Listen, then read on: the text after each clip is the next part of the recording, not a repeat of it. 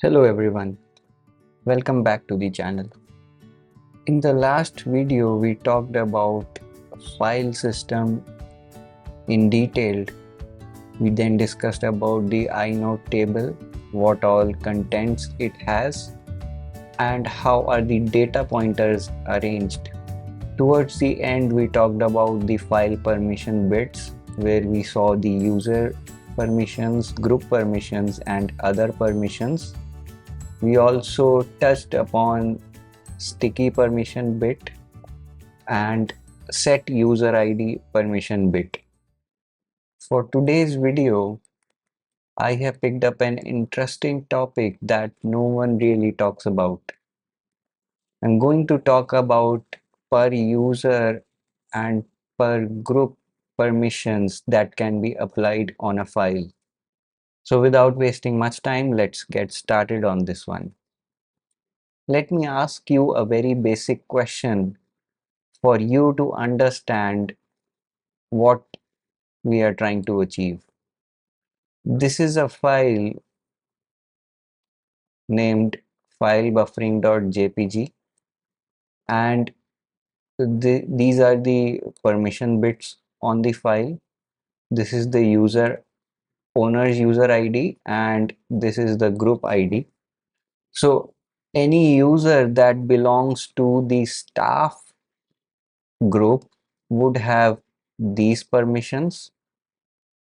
The user itself has read-write permissions, and any other user that does not belong to staff group has only the read permissions. If you were to give access to this file to a user named Alexa, which doesn't belong to this group, then how can you achieve this? We want Alexa to have write and execute permission on the file. Although the question is quite basic, but very few people think of this scenario. Mostly the administrators encounter such situation. The very naive approach that comes to the mind is to add the Alexa user to this staff group and update the staff permissions to WX. With this, we have given write and execute permission to Alexa, but we have also granted the write and execute permission to any other user, say John, which also belongs to the staff group. Other users that were not intended to have write permissions on this file have got the write access. The other approach that one can think of is to create a new group, let's say a test group, add Alexa to this test group and update the group ID on this file. But then all the users inside the staff group will lose the read access to this file. So both of these answers would not be correct for this scenario. Linux has a special provision for such scenarios called extended access control list. All the three permissions that you see on the file, be it user, group or other permissions, are the minimal permission bits that can be applied on a file. There are extended permission bits that can be applied and we call it access control list, and it has been provided in kernel 2.6 onwards. Let's look at what ACL contains.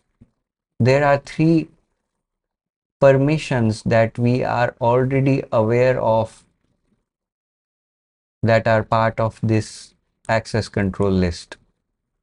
These are the ACL user obj, ACL group obj and ACL other. They reflect the basic permissions that we have on the file. Other than that, we can add specific users to the file as well. We give the user ID and whatever permissions we want applicable for this user.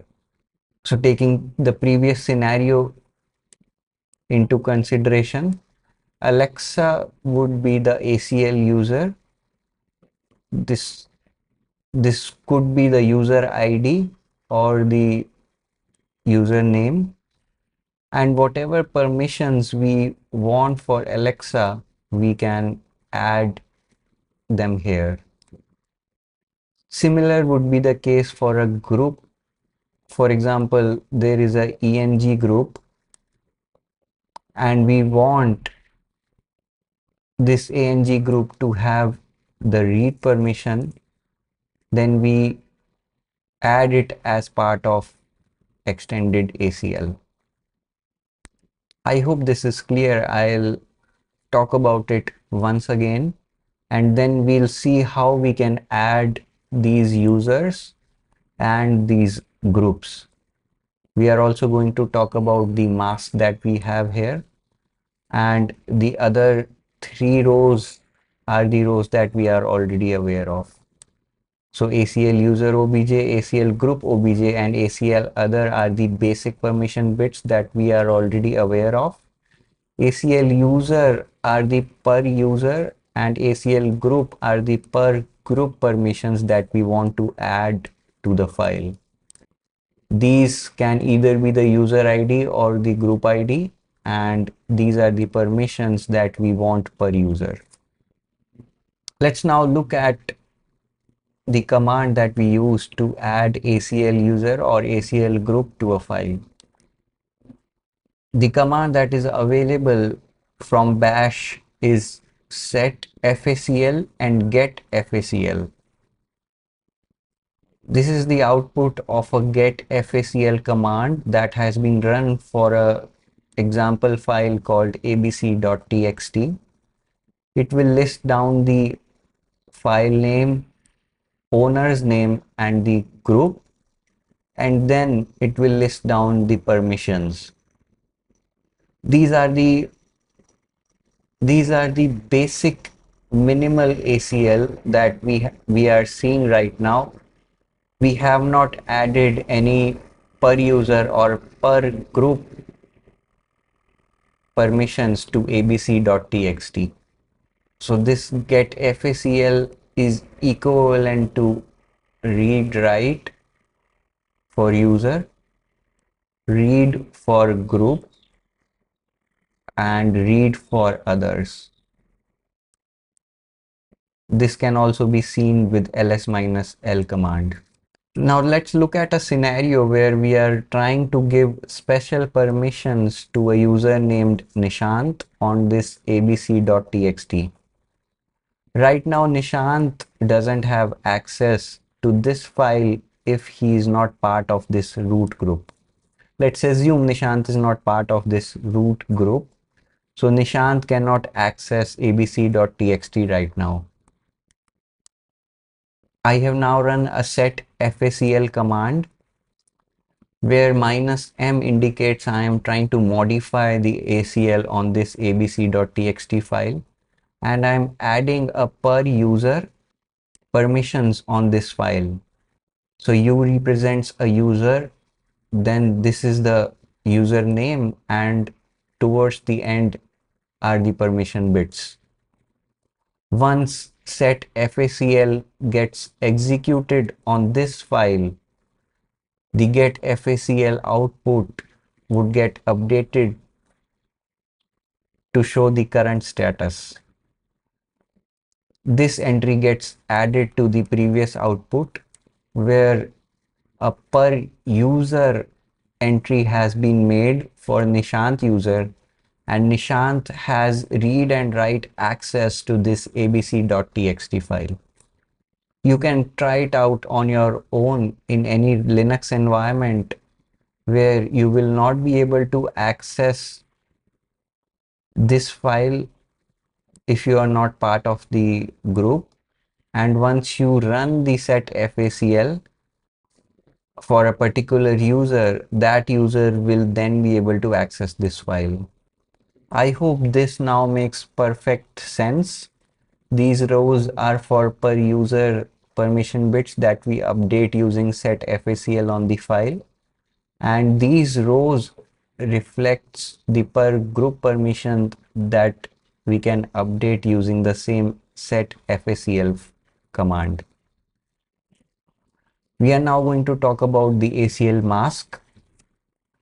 ACL mark ACL mask comes into consideration only when a per user or per group permission is present. If extended ACL has not been applied and we are relying on the basic permissions, then ACL mask will not be seen in the get FACL file. I'll go back to the previous slide where I had pasted the output for abc.txt, and there is no entry for mask here because there is no per user or per group permission applied on this file yet. Once a set FACL has been applied for Nishant user, the output now has an entry for mask. So this comes into picture only when per user or per group permission has been applied. Mask always represents the upper limit that can be applied on the file. Let's look at this example and you will be able to understand what was the reason mask was introduced. This is a get FACL output of a random file where user permissions are read, write, execute. There is a per user permission that gives Paul H user the read and execute permission. The group permissions are read and execute, and there is a per group permission for teach group where the teach group has only execute permission on the file, and any other user belonging to any other group only has execute permission on this file. Now suppose a chmod command is called and a 700 permission is applied. A 700 permission is read, write, execute for user, no access for the group, and no access for others as well. Now what happens if mask is not there? The permissions are revoked for group and other. These two fields can be set to indicate three dashes representing they don't have any kind of access, but there is a per user and per group permission as well. If the mask is not there, then Paul H user and the teach group still have permissions on this file and the behavior would not be correct. That is why whenever a chmod is used to update the file permissions, this gets stored as part of a mask. Now this mask becomes part of the ACL on this file. Mask acts as an upper limit of permission that could be applied to these permissions. Only the user permission is left out. The per user, the group, per group, and the other permissions are filtered with mask if it is present. So for this command, mask would become empty and these highlighted classes would be masked with this value. So read and execute will will go through a and kind of operation, and this becomes empty. Similarly, group also goes through and kind of operation. This becomes empty. Similar is the scenario for teach. If a chmod is done and the permissions are being try to update to 751, then what the mask would be? Since I've already told you it is the upper limit of the permissions for the per user group, so mask would be updated to a value of 5. 5 is represented by uh, a read and execute permission. Before that, to understand this, I'm going to update the permission for teach to be read, write, and execute. Now let's see what are the permissions after this chmod has been applied. The poll user would go through, as this is a AND operation between these two entities. The group will also have the same access, but let's look at how the teach group access changes. It has a permission bit of read, write, execute, but then the mask is read and execute. W gets filtered out in this operation, and teach will only have the read and execute permission on this file. This is what 5 represents, isn't it? And similar with the case for other, this is going to pass through without any changes. So let me summarize it once again for you to understand it better. The mask gets mandatory if a per user or per group permission is present. It provides an upper limit to the permission that can be granted by ACL. If you apply a chmod of 700, then the mask would be the maximum value between group and other, which is 0, and it can be represented with no access. Now, whenever the permissions have to be calculated, they will have to be masked with this mask value. Now, Paul will not have any access on this file as the mask has been updated with this chmod operation. Similarly, group will not have any access. This will also not have any access.